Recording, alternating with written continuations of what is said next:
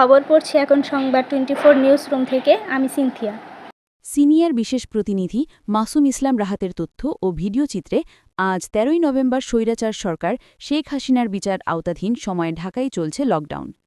সেই লকডাউনকে কেন্দ্র করে হেফাজত ইসলাম এবং জামায়াত ইসলাম ও বিএনপির সংগঠন মিলে স্বৈরাচারী হাসিনা সরকারের বিরুদ্ধে পুরনো ঢাকা গ্যান্ডারিয়া দয়াগঞ্জ মোড়ে জড়ো হয়। এতে বক্তব্য রাখেন জামাতের আমির মোহাম্মদ কামরুল ইসলাম গ্যান্ডারিয়া থানা, ঢাকা মহানগর দক্ষিণ।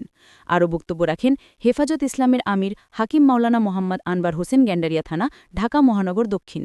ফেসিবাদীর বিরুদ্ধে দল মত নির্বিশেষে আপামর জনতা রাস্তায় আজকে পাহারা দিচ্ছে, যাতে কোনো জনগণের জানমালের কোনো ক্ষতি না করতে পারে।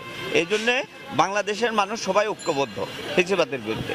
সকাল থেকে নাশকতা আমাদের এই অঞ্চলে কোনো নাশকতার হয় নাই, আমরা দেখি নাই, সাহস পাই না। আমরা ফজরের পর থেকেই মাঠে আছি, ভাইরা আছে, সকালে আমাদের অন্যান্য দলেরা ছিল, সব দলই আছে এখানে। আমরা জামাত ইসলাম এবং ইসলামী আন্দোলন দুই দলের লোকজন আছি এখন। সকালে বিএনপি ছিল, ওনারাও আছে। আমাদের অন্যান্য জায়গাও স্পট ভিত্তিক আলাদা লোক আছে, সমস্যা নাই। কিন্তু আমাদের এই সারাউন্ডিং এরিয়াতে সকাল থেকে কোনো আমরা অপ্রীতিকর ঘটনা ঘটে নাই এবং আমরা সজাগ ছিলাম। পুলিশের ভাইরাও সজাগ আছে। আমাদের সকল 8 দলের সদস্যরা সব জায়গায় সতর্ক অবস্থানে আছে। আশা করছি ইনশাল্লাহ আমাদের এই অঞ্চলে কিছু হবে না। এই অঞ্চলের মানুষ শান্তিপ্রিয় এবং এই অঞ্চলের মানুষ স্বৈরাচারের বিরুদ্ধে এবং সন্ত্রাসের বিরুদ্ধে ঐক্যবদ্ধ সবাই। না, আলহামদুলিল্লাহ, আপনাদের মাধ্যমে আমরা দেশ এবং জাতিকে জানাইতে চাচ্ছি।